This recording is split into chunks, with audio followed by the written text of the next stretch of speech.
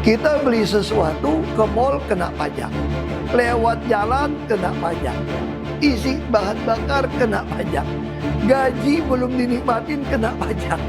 Kita, ini bayangin ini, semua dipajakin. Bangun rumah kena pajak, perbaikan rumah kena pajak, semua dipajakin kita. Tapi timbal balik kita apa?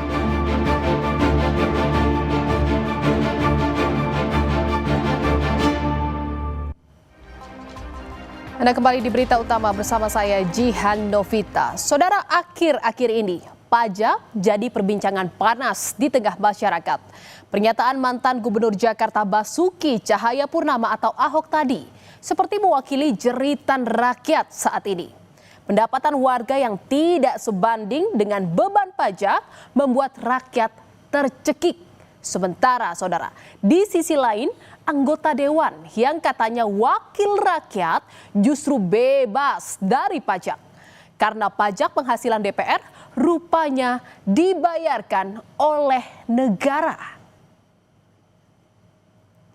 Dan saudara, soal pajak ada cerita dari seorang buruh las harian di kota Cirebon, Jawa Barat bernama Yayat, di mana ia mengeluhkan kenaikan pajak bumi bangunan atau PBB rumahnya.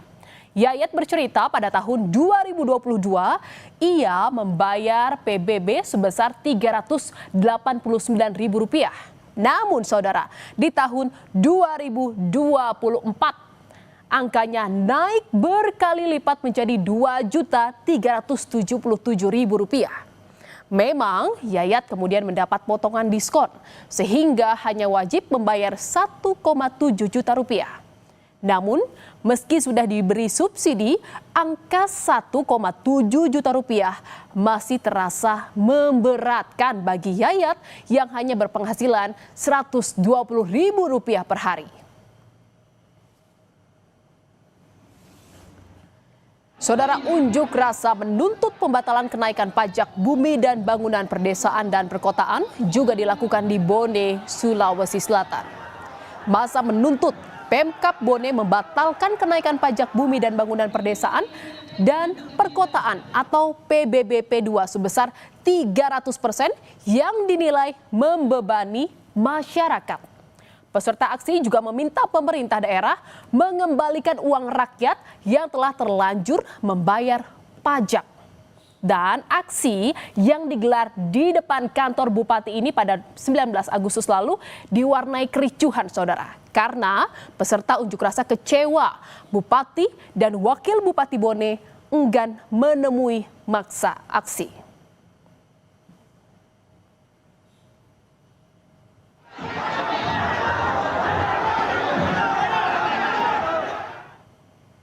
Di tengah rakyat yang tercekik pajak, anggota dewan justru bisa leluasa bernapas karena pajak penghasilan mereka dibayarkan oleh negara. Aduh, enaknya jadi anggota dewan. Bukan hanya pajak yang dibayar negara, enaknya jadi anggota dewan juga tercermin dari banyaknya tunjangan yang mereka dapatkan. Nilainya pun bukan angka kecil, saudara. Dan inilah saudara, beberapa tunjangan yang diterima anggota dewan kita yang terhormat, yang tengah disorot oleh publik. Kita tengok bersama saudara, yang pertama ada tunjangan jabatan. Besarnya variatif antara ketua, wakil ketua, sampai anggota. Berkisar mulai dari Rp9 juta hingga Rp18 juta. Dan ada juga tunjangan beras yang nilainya Rp30.000 per jiwa untuk maksimal 4 orang dalam satu keluarga anggota DPR. Kemudian tunjangan penghasilan senilai Rp2.699.000 yang dibebankan ke kas negara. Padahal saudara, para pekerja biasa dikenakan pajak penghasilan atau PPh 21 sebesar 15 hingga 35% tergantung besaran penghasilan per tahun. Dan saudara, selanjutnya ada tunjangan komunikasi yang nilainya cukup fantastis saudara. Mulai dari Rp15 juta hingga Rp16 juta. Ada pula bantuan listrik dan telepon senilai Rp7.700.000 dan tunjangan perumahan yang paling memantik kemarahan publik karena nilainya mencapai Rp50 juta. Angka-angka ini, saudara, jika dibanding tunjangan anggota DPR periode 2019-2024 mengalami kenaikan hingga 2 kali lipat. Dan saudara, Wakil Ketua DPR RI Adis Kadir sempat menyebut kenaikan tunjangan anggota DPR diberikan Menteri Keuangan karena iba kepada anggota Dewan sebab sejumlah harga pokok seperti beras mengalami kenaikan. Adis bilang tidak ada kenaikan gaji melainkan hanya beberapa item tunjangan saja. Salah satunya tunjangan beras, saudara. Namun, belakangan ia meralat pernyataannya bahwa DPR tidak mendapat kenaikan tunjangan beras, melainkan hanya mendapat tambahan tunjangan rumah yang sudah dianggarkan sejak tahun lalu. Gaji tidak ada naik, gaji kami tetap terima kurang lebih 6,5 juta, hampir 7 juta.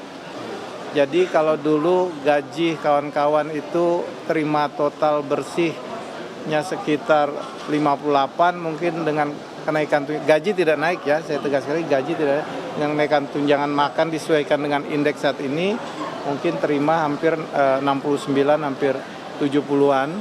Yang naik cuman tunjangan itu saja yang saya sampaikan tadi, tunjangan beras, karena kita tahu beras telur juga naik, mungkin Menteri Keuangan juga kasihan dengan kawan-kawan DPR, jadi dinaikkan.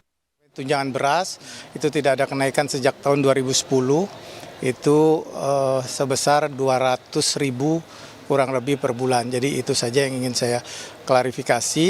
Jadi saya sampaikan tidak ada kenaikan gaji, yang ada memang hanya tunjangan perumahan yang sudah dianggarkan sejak tahun lalu, itu karena rumah dialihfungsikan oleh Sekretariat Negara.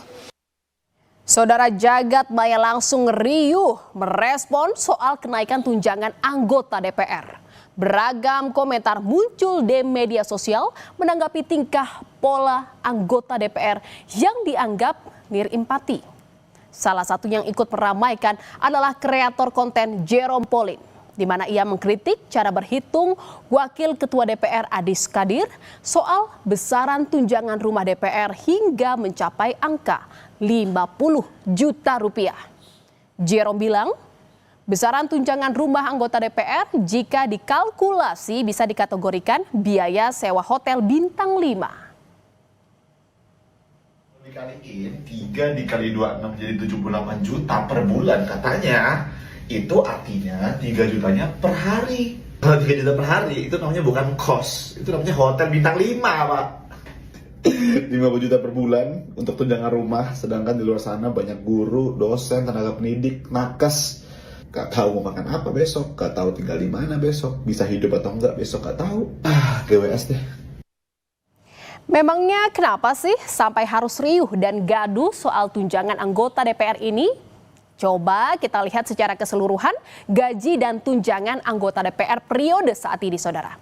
Dengan gaji pokok anggota DPR yang berkisar 4,2 hingga 5 juta rupiah, ditambah serangkaian tunjangan yang didapat, mulai dari tunjangan melekat dan tunjangan lain, total bersih upah yang diterima anggota DPR per bulannya bisa mencapai 104 juta rupiah. Artinya, saudara, dengan angka segini, kalau kita hitung per hari tanpa libur, anggota DPR mendapatkan gaji sebesar kurang lebih 3,4 juta rupiah per hari. Dan ini, saudara, tentu jumlah yang fantastis, setidaknya jika dibandingkan pendapatan warga pada umumnya.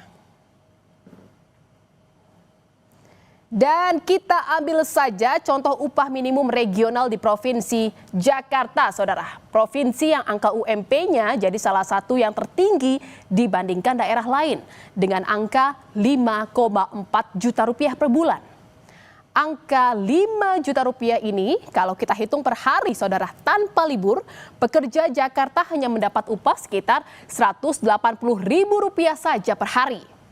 Perbedaan upah yang terlalu kontras ini menyakitkan bagi rakyat. Sementara itu, saudara anggota DPR fraksi PDI Perjuangan Deddy Sitorus merespon ironi perbandingan gaji DPR dan upah rakyat dengan menyebut tak boleh membandingkan posisi DPR dengan rakyat jelata. Deddy tak mau anggota DPR disamakan dengan pekerja yang berpenghasilan UMR. Hal itu, saudara, dianggap Deddy sebagai sesat berpikir. Ribut-ribut kenaikan tunjangan DPR dinilai analis ekonom dari Celios sebagai kebijakan yang bisa mencederai perasaan publik. Karena adanya ketimpangan pendapat terlebih di tengah situasi ekonomi yang sulit saat ini. Pengamat mendorong pemerintah bijaksana dalam mengambil setiap kebijakan agar tak menambah penderitaan rakyat.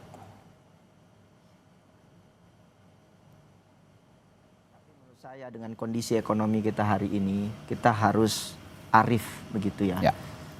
Nggak ada ASN yang dapat, mungkin nggak banyak ASN yang dapat tunjangan beras ya.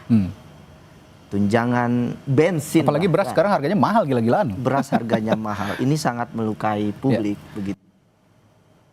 Ketua DPR RI Puan Maharani buka suara, saudara, soal kritikan masyarakat terkait tunjangan rumah anggota DPR RI yang dianggap terlalu tinggi. Puan menyebut penentuan nominal tunjangan rumah anggota dewan sudah dikaji terlebih dahulu untuk 580 anggota DPR yang datang dari 38 provinsi. Namun ia bilang aspirasi masyarakat juga akan menjadi perhatian pimpinan DPR. Puan juga meminta masyarakat agar tetap mengawasi kinerja anggota DPR RI apabila ada hal yang belum sempurna atau terlalu berlebihan. Kenaikan hanya sekarang DPR sudah tidak mendapatkan rumah jabatan, namun diganti dengan kompensasi uang rumah. Jadi itu aja sekarang karena rumahnya kan udah dikembalikan kepada pemerintah. Saudara, di tengah situasi ekonomi yang sulit, anggota dewan yang adalah wakil rakyat jangan malah memunggungi rakyat. Empati kepada rakyat akan menuntun dewan yang terhormat menerapkan kebijakan yang selalu pro kepada rakyat. Jangan sampai rakyat merasa tak lagi bisa berharap pada wakilnya.